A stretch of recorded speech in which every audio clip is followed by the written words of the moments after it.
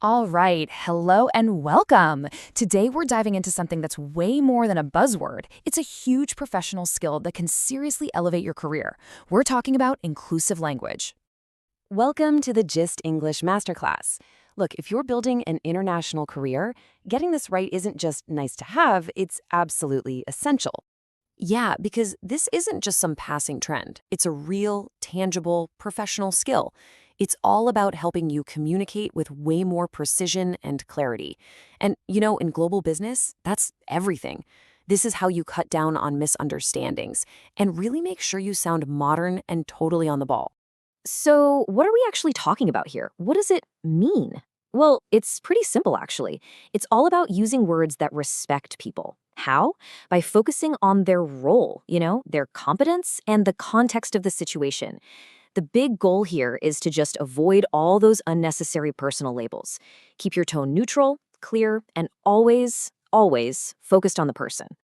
And I absolutely love this next point. This is not about walking on eggshells, okay? It's not about being afraid you're going to say the wrong thing. Not at all. It's about high-quality communication. It's about raising your game to a higher, more professional standard. It's about aiming for excellence. So here's what we've got on the agenda for this masterclass. We're going to frame this as a modern skill. Then we'll jump into upgrading your job titles and getting beyond that old default male language. After that, it's all about focusing on people, not labels.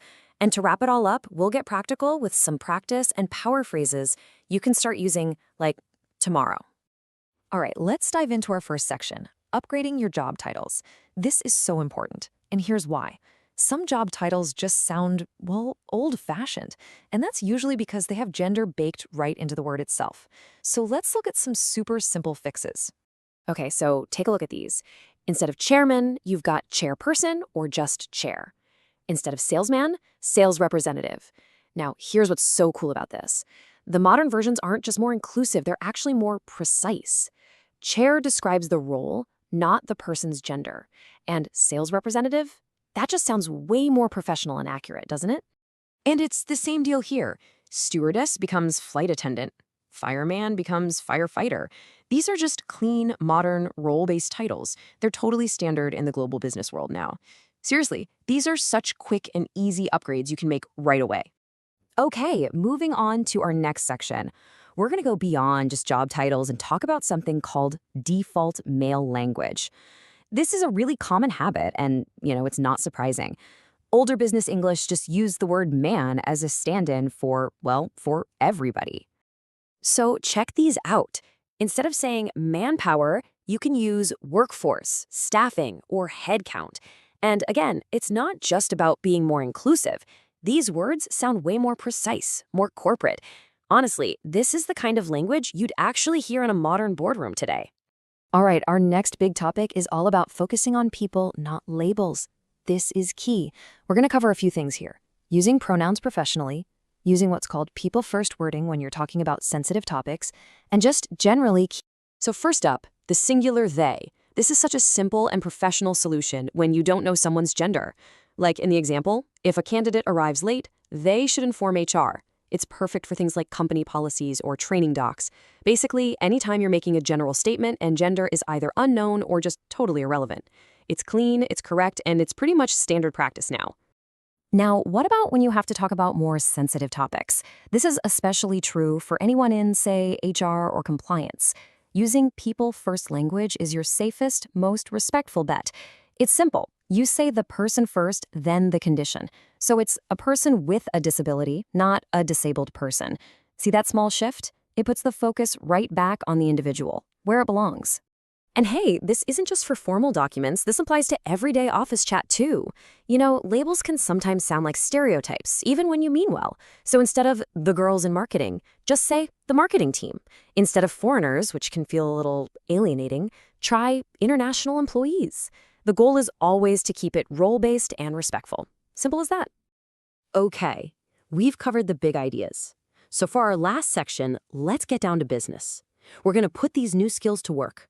I want to give you some actual phrases you can walk away with and use in your very next meeting.